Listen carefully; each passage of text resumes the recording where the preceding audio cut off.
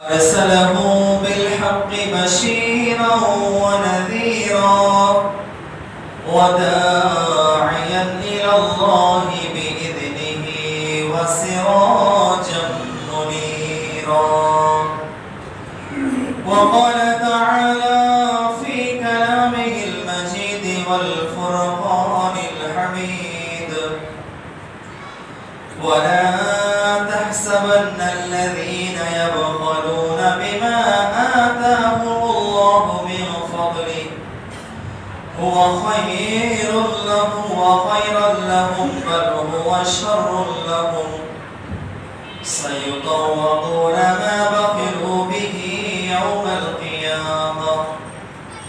وقال تعالى في شان حبيبه ومحبوبه مخبرا وآمرا: إن الله وملائكته يصلون على النبي يا أيها الذين آمنوا صلوا عليه وسلموا تسليما. اللهم صل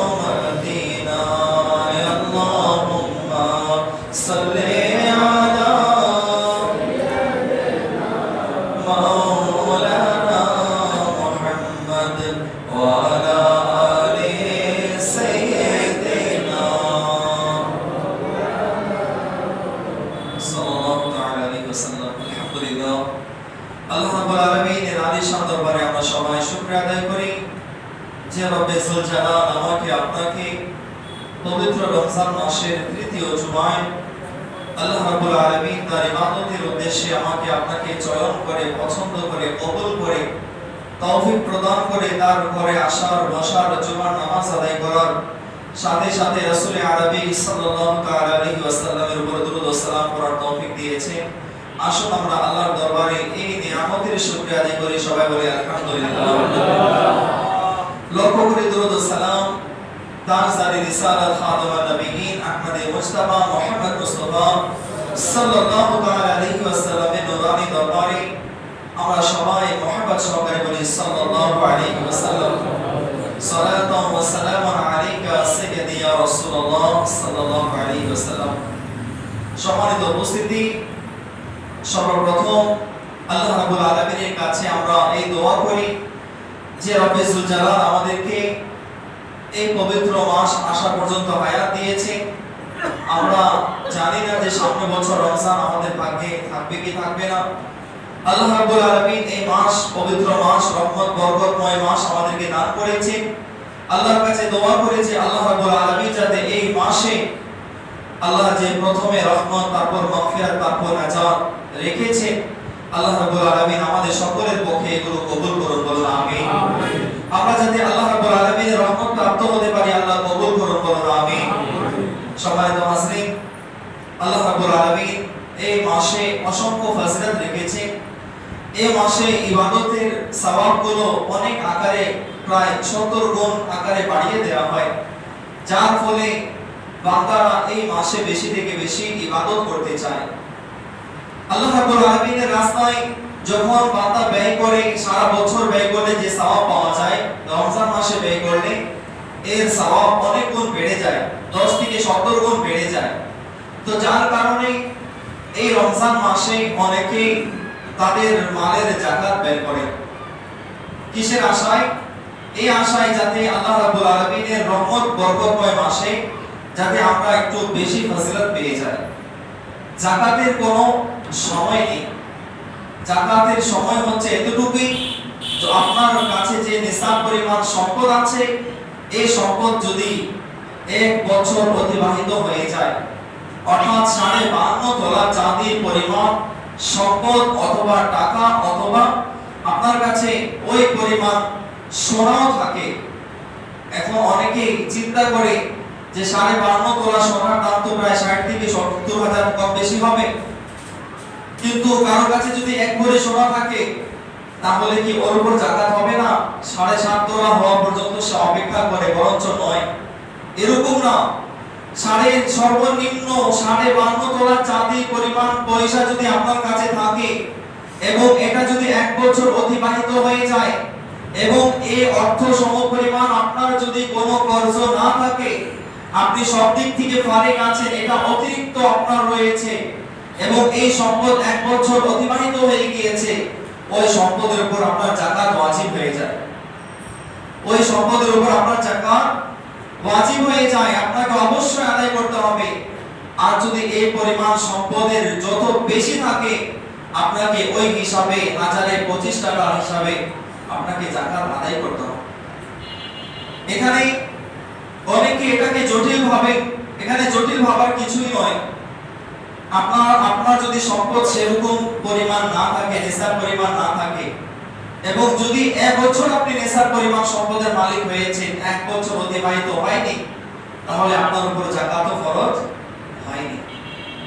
যাকাতের জন্য 1 বছর ওই সম্পদকে অতিবাহিত হতে হবে। কিন্তু দেখা গেল যে রমজান ছাড়া অন্য সময়ও আমার সম্পদের 1 বছর অতিবাহিত হলো, আপনি সাথে ওই সময় যাকাত দিতে পারেন। আমি প্রথমে বলেছি রমজান মাসে এই জন্য বান্দা দেয় যাতে সওয়াব আল্লাহ রাব্বুল আলামিনের অনুগ্রহে, রহমতে যাতে আমরা একটু বেশি পেয়ে যাই।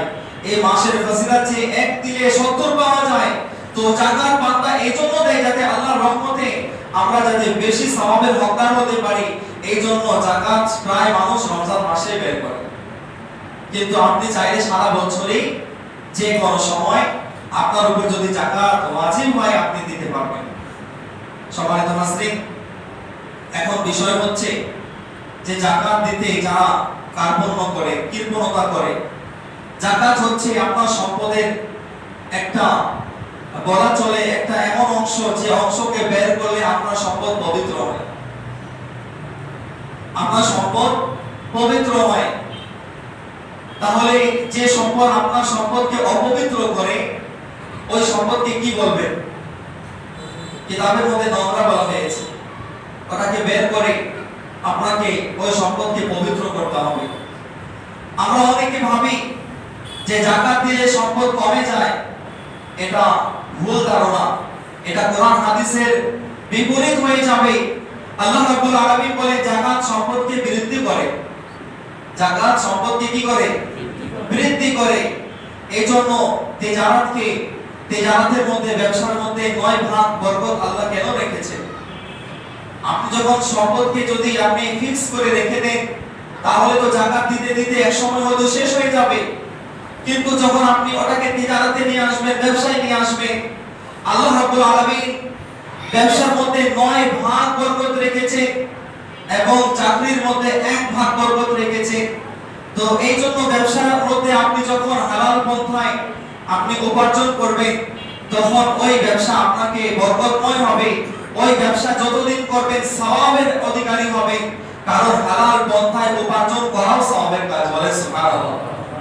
স্ত্রী সন্তানদের জন্য ভরণ পোষণ করে যে বান্দারা সারা দিন মেহনত করে, এটা এরা না ভাবুক যে আমি এমনি করছি, না, এটাও তো সে হালাল পন্থায় উপার্জন করলে এটাও তার উপার্জন সওয়াবের কাছে, সওয়াবের খাতায় তার আমল লেখা হয়।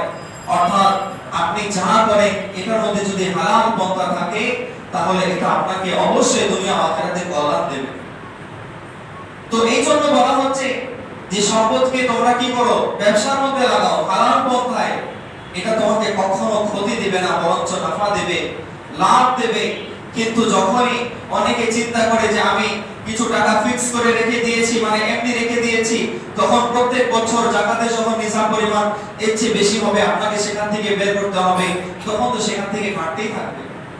এই জন্য বলা হচ্ছে ব্যবসা করার জন্য, ব্যবসার মধ্যে আল্লাহ 9 ভাগ বরকত রেখেছে। তো সম্মানিত হাজরিন, আল্লাহ রাব্বুল আলামিন ওই বান্দার প্রতি বড় নারাজ যারা আল্লাহ রাব্বুল আলামিনের বিধানকে অমান্য করে, মানতে চায় না। সম্পদ আল্লাহই দিয়েছে এবং সেই সম্পদ আল্লাহ রাব্বুল আলামিনের হুকুমে গরীব মিসকিনদের কাছে বন্টন করবে।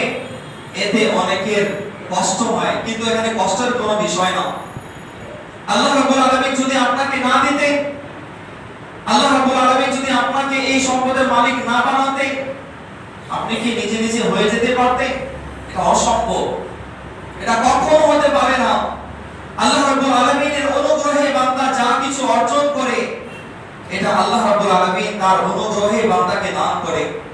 তারপরে বান্দা যখন আল্লাহর রেজামন্দি অনুযায়ী তার হুকুম বাস্তবায়ন করতে গিয়ে আকিমুস সালাত, আল্লাহ যেখানে নামাজের কথা বলেছেন, সাথে সাথে ওয়াতুজ যাকাত, যাকাতের কথা বলেছেন।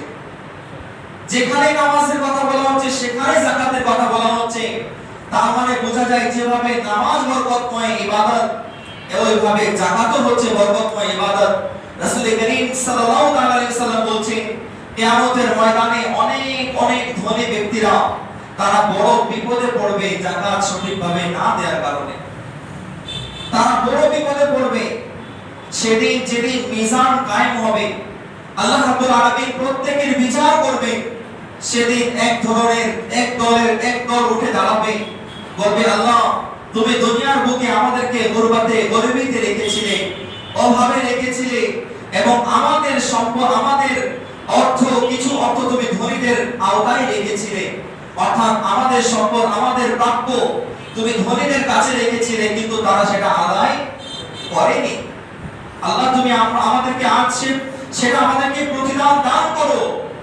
সেদিন আল্লাহ রাব্বুল আলামিনের দরবারে বিচার যখন কায়েম হবে, যারা যাকাত প্রদান করেনি, যারা যাকাত দিতে নাখুশ হয়েছে, যাদেরকে যাকাত দিতে কষ্ট হয়েছে, ওই সকল ব্যক্তিরা সেদিন মুজরিম হয়ে, অপরাধী হয়ে তাদেরকে লানাতের দাগ তাদের গলার মধ্যে পড়িয়ে, রাসূল করিম আলাইহিস সালাম বলছেন, মানুষ যে সম্পদগুলো সঞ্চয় করে যাকাত দেয় না, ওই সম্পদগুলো কিয়ামতের ময়দানে একটা আগুনের উত্তপ্ত তাপ বানানো হবে এবং এটা তার গলার মধ্যে পড়িয়ে দেওয়া হবে।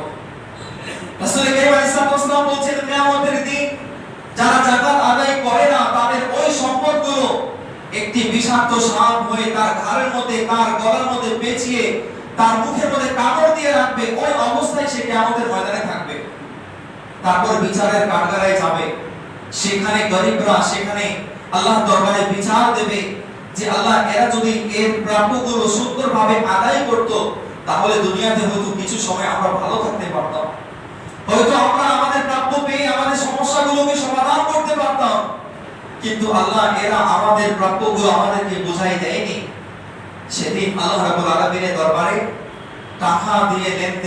টাকা দিয়ে লেনদেন করা কোনো অপশন থাকবে না। সেদিন আমল দ্বারা বান্দাকে তার পাপগুলো কমাতে হবে।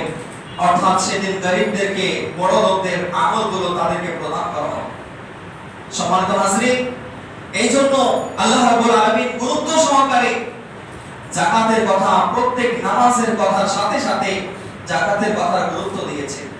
যারা সঠিকভাবে যাকাত আদায় করে কখনো তারা ঘাটতির মধ্যে থাকে না। বরঞ্চ যখনই মানুষ কার্পণ্য করে, যখনই কৃপণতা করে, যখনই মানুষ দুনিয়ার অর্থকে নিজের অন্তরে ভালোবাসা দিয়ে সেটাকে আগুনের বোঝা মাথা নিয়ে বহন করে, অর্থাৎ যারা যাকাত আদায় করে না, তারা তো ওই কিয়ামতের দিন, ওই কবরে হাসরে তার যে আযাব হবে, ওই আযাবের আগুন তো সে মাথায় নিয়ে ঘুরে বেড়াচ্ছে। অথচ সে সম্পদ কিন্তু সেও সম্পূর্ণরূপে ভক্ষণ করতে পারে না। আমরা অনেককে দেখেছি যে সম্পদের পাহাড় যে কোনো জায়গায় আপনার ব্যাংকে রেখে দিয়ে সে মারা গিয়েছে। সে ইন্তেকালের পরে সন্তানরা ভাগ বটোয়ারা করে নিল, অথচ ওই সম্পদের না সে যাকাত দিত, না ওই সম্পদের বিষয়ে অন্যকে কাউকে অবগত করবে। সম্মানিত হাজরিন, তো ভক্ষণ কারা করছে, এটার ফায়দা কারা হাসিল করছে, আর আযাবের ভাগীদার কে হয়েছে? এই জন্য নিজের জীবন থাকতে, নিজের সম্পদকে পবিত্র আপনার করার দায়িত্ব আপনি করবেন। আপনার কবরে আপনাকে জবাবদিহি করতে হবে। হাসরের ময়দানে আপনাকে আপনার ইনকামের রাস্তা কেমন ছিল এটা আপনাকে জবাব দিতে হবে। আপনার সন্তানকে, আপনার স্ত্রীকে, আপনার আত্মীয় স্বজনকে আল্লাহ জিজ্ঞাসা করবেন না যে তোমার ভাই, তোমার বাবা, তোমার চাচা, তোমার অমুক কিভাবে উপার্জন করেছে তুমি জবাব দাও না, বরঞ্চ আপনার উপার্জনের হিসাব আপনাকে কিন্তু দিতে হবে। এই জন্য সর্বদা হালাল পন্থায় যদি আমরা নিজের জীবন যাপন করি তাহলে এটা আমাদের জন্য দুনিয়াতেও কল্যাণ হবে, আখিরাতেও কল্যাণ হবে। আর বান্দা যখনই কৃপণতার কারণে যখন যাকাত দেয় না, রাসূল করিম আলাইহিস সালাম বলছেন যে তারা তো কিয়ামতের ময়দানে তাদের সম্পদগুলোকে কাঠি আকারে তৈরি করা হবে, জাহান্নামের আগুনে উত্তপ্ত করা হবে, তাদের শরীরে সেটা দিয়ে দাগ দেওয়া হবে এবং বলা হবে এটা তোমার দুনিয়ার সম্পদ। তারপর অপর জায়গায় রাসূল বলছেন ওই সাপ আকারে তার গলার মধ্যে পেঁচিয়ে তাকে কামড় দিবে এবং বলবে আমি তোমার দুনিয়ার সম্পদ। তারপর আগুনের তাপ তার গলার মধ্যে পড়িয়ে দেওয়া হবে, যার কারণে তার শরীরগুলো দাও দাও করে জ্বলবে এবং ওই তাপটা তাকে বলবে আমি তোমার দুনিয়ার সম্পদ। অর্থাৎ আজ আল্লাহ তোমাদের প্রতি জুলুম করেননি, বরঞ্চ তোমরা তোমাদের প্রতি জুলুম করেছো। তোমরা নিজেরাই নিজের আযাবের কারণ হয়েছো।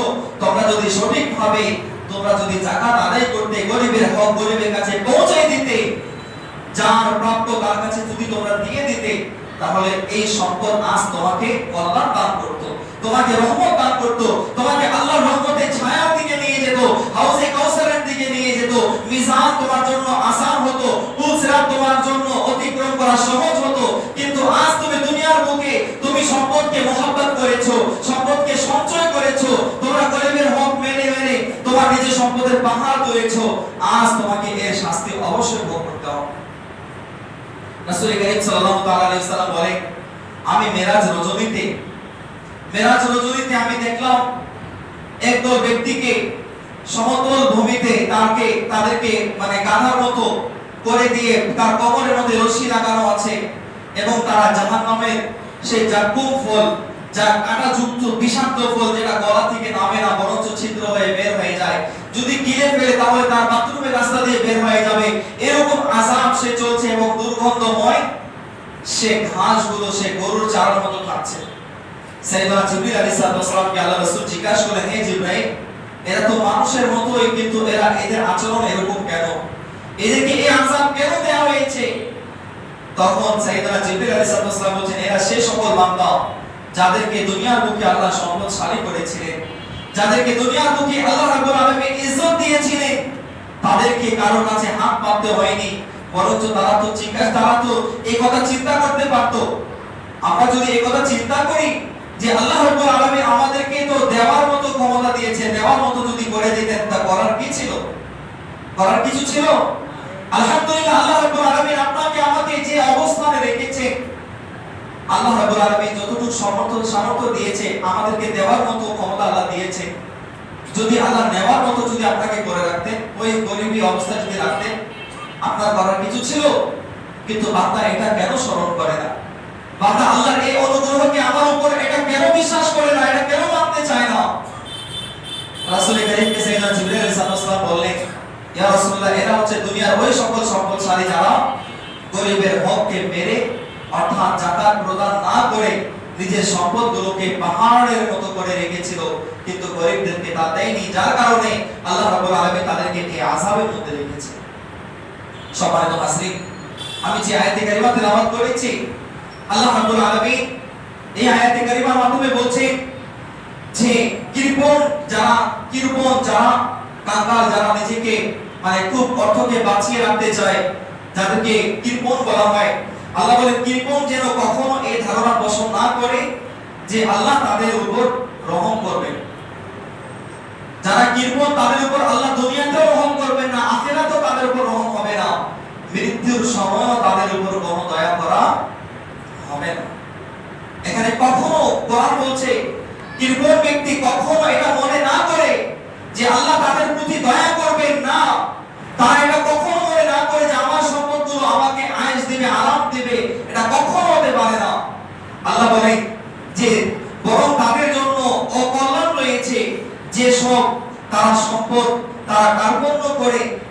দিবসে সেগুলোকে তাদের জন্য তাওক বানিয়ে তাদের গলার মধ্যে পড়ানো হবে।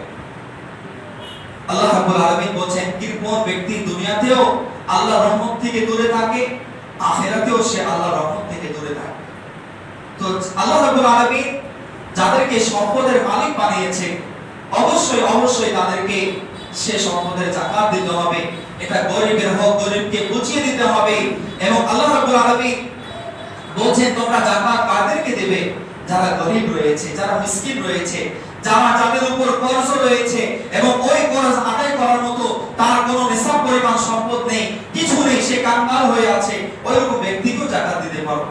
আমরা যদি একটু ঘুরে তাকাই যে আমাদের সমাজের মধ্যে দেখবেন যে আমাদের আত্মীয় স্বজনের মধ্যেও এমন অনেক লোক পাওয়া যাবে যে যারা মুখ খুলতেও পারে না, বলতেও পারে না, সহতেও পারে না। এমন অনেক ব্যক্তি আছে যারা লজ্জায় আপনার কাছে মুখ খুলবে না। আপনার দায়িত্ব আপনি দেখেন যে আসলে তার অবস্থা কেমন। আপনার পরিবারের মধ্যে যদি কোনো ভাই এমন পর্যায়ে আছে যে সে অভাবে আছে, আপনি যাকাতের অর্থ তাকেও কিন্তু দিতে পারেন।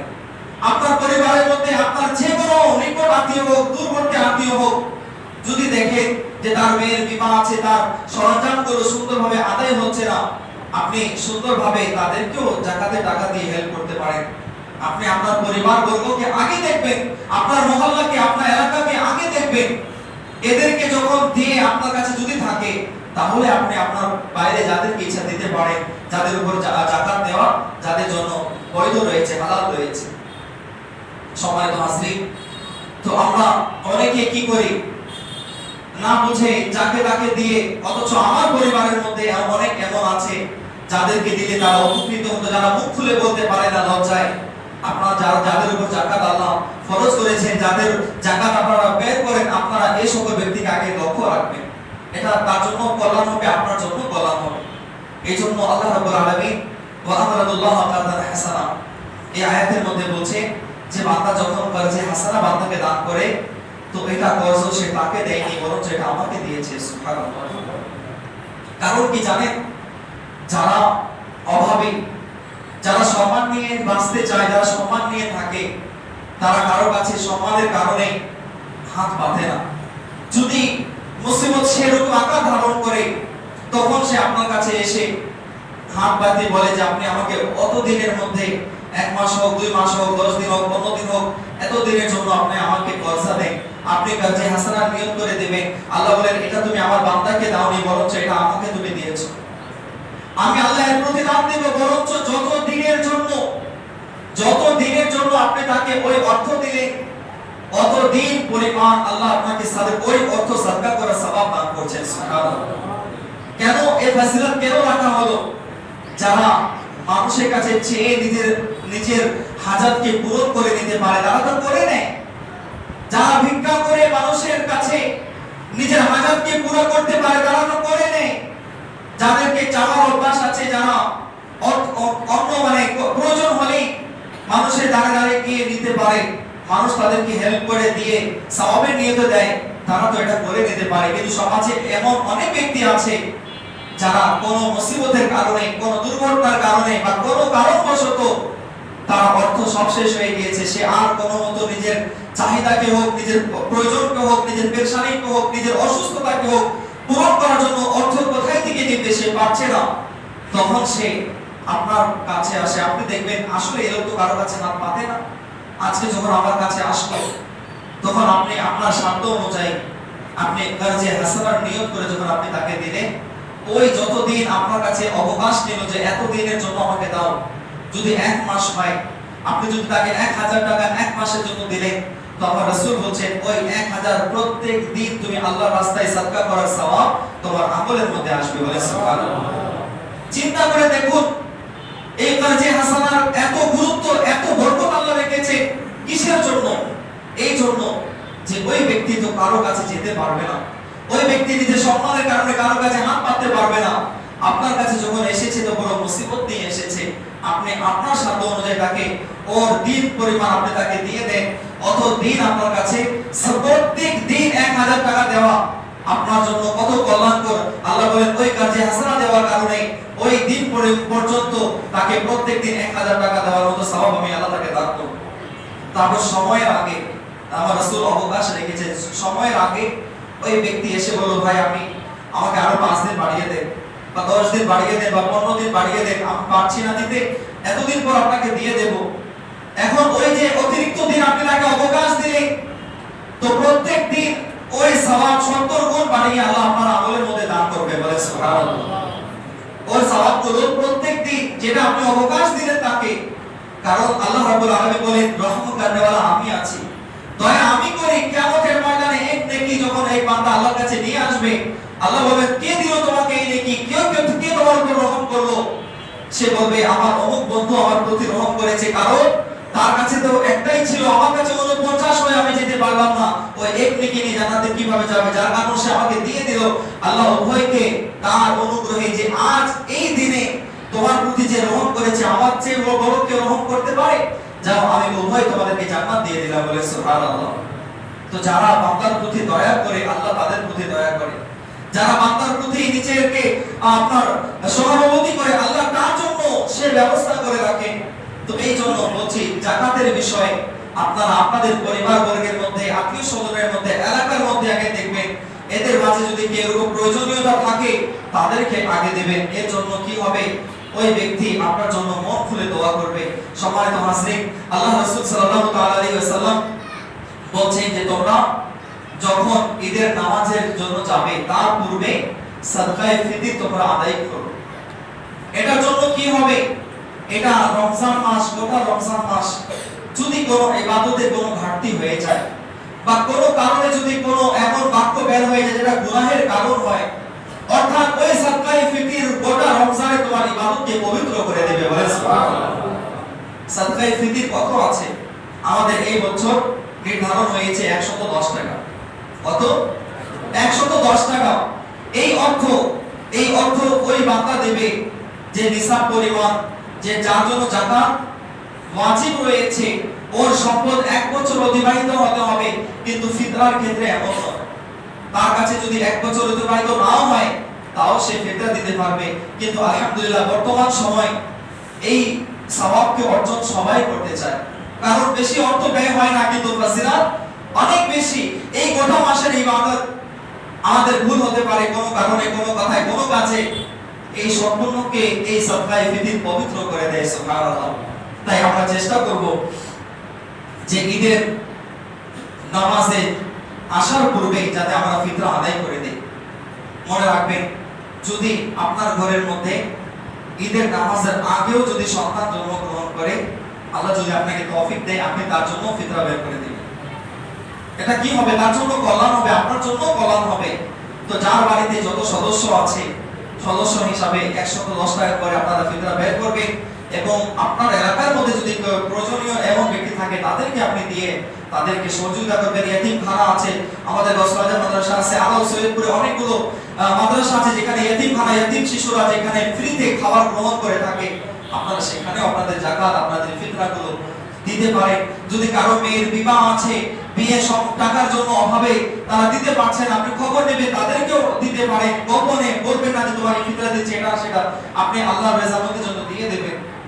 সবাই মুসলিম, আল্লাহ যাতে এই নেক কাজগুলো আমাদেরকে সঠিকভাবে আদায় করার তৌফিক দান করে, সবাই বলি আমিন। এবং আরেকটি বিষয়, আজকে আলহামদুলিল্লাহ যারা ইতিকাফ কারিগর, যারা মসজিদে এসে ইতিকাফ করবে, তাদের জন্য কিছু মাসলা আমি বলে দিতে চাই। যে আল্লাহ রাব্বুল আলামিনের রিজামতের জন্য, শুধুমাত্র তাকে খুশি করার জন্য, রাজি করার জন্য যারা ইতিকাফে আসবেন, অবশ্যই পবিত্রতা হচ্ছে ঈমানের একটি অঙ্গ। এবং মসজিদে যখন আপনি 10 দিন থাকবেন, তো আমরা মানুষ হিসাবে অনেক বিষয় আমাদের সাথে এমন হয়ে যায়, অনেক এখন আলহামদুলিল্লাহ অনেক যুবকরাও ইতিকাফে আসেন। আমি বলতে চাই, যদি এরকম আপনাদের সাথে যদি রাতে ঘুমানোর সময় মসজিদে স্বপ্নদোষ হয়ে গেল, নাপাক হয়ে গেলেন, তো এমন সময় আপনি কি করবেন? এমন সময় আপনাকে লক্ষ্য রাখতে হবে, প্রথমত আপনি যে বিছানা আপনি ব্যবহার করবেন ওটা যাতে এমন হয় যাতে আপনার নাপাকি মসজিদের ফ্লোর পর্যন্ত না আসে। এতে কি হবে, আপনাকে মসজিদ ধোয়ার মতো কাজ করতে হবে না। এবং একটি পরামর্শ এটাও দিতে চাই যে একটি করে মোজা রাখবেন। যদি এরকম মনে হয় যে আমার এই কাজটি হয়ে গিয়েছে, তখন আপনি ওই মোজা পায়ের মধ্যে পরে আপনার সামনে সবচেয়ে সামনে যে দরজা, ওই দরজা দিয়ে আপনি মসজিদ থেকে বের হয়ে যাবেন এবং পবিত্রতা অর্জন করে আবার ফিরে আসবেন। চারদিকে ঘোরাঘুরি করা যাবে না, এটা লক্ষ্য রাখবেন। এবং অতিরিক্ত কথাবার্তা থেকে নিজেকে মুক্ত রাখবেন। যখন সময় পাবেন আল্লাহর জিকির করবেন, কোরআন তেলাওয়াত করবেন। রাসূল কারীম আলাইহিস সালাম কোরআন তেলাওয়াতের উপর, আল্লাহর জিকিরের উপর বড় গুরুত্ব দিয়েছেন এবং রাসূল কারীম একটি ছোট্ট জিকির আমাদেরকে শিখিয়েছেন, বলেছেন তোমরা তোমাদের জবানে এই জিকিরটা অনেক ছোট, কিন্তু মিজানে, আল্লাহর মিজান যেদিন কায়েম হবে, এই মিজানে এর নেকি অনেক বিশাল। সে ছোট্ট জিকিরটা কি আছে? সেটি হচ্ছে সুবহানাল্লাহি ওয়া বিহামদিহি। বলেন সুবহানাল্লাহ। এই সুবহানাল্লাহি ওয়া বিহামদিহি এটা আল্লাহর ফেরেশতাদের জিকির। আল্লাহর মালায়েকা ও ফেরেশতাগণ আল্লাহর এই জিকির করে থাকে। আমার রাসূল বলেন তোমাদের জবানে যদিও এটা অনেক ছোট, কিন্তু মিজানে এটা অনেক বড়। তোমরা সব সময় ইস্তিগফার করবে এবং সুবহানাল্লাহি ওয়া বিহামদিহি পড়বে। আল্লাহ রাব্বুল আলামিন আমাকে আপনাকে নেক আমল করার তৌফিক দান করুন। আমিন। ওয়া মা তাওফীকি ইল্লা বিল্লাহ। যারা সুন্নাত নামাজ আদায় করেন আদায় করে নিন। আসসালামু আলাইকুম ওয়া রাহমাতুল্লাহি ওয়া বারাকাতুহু।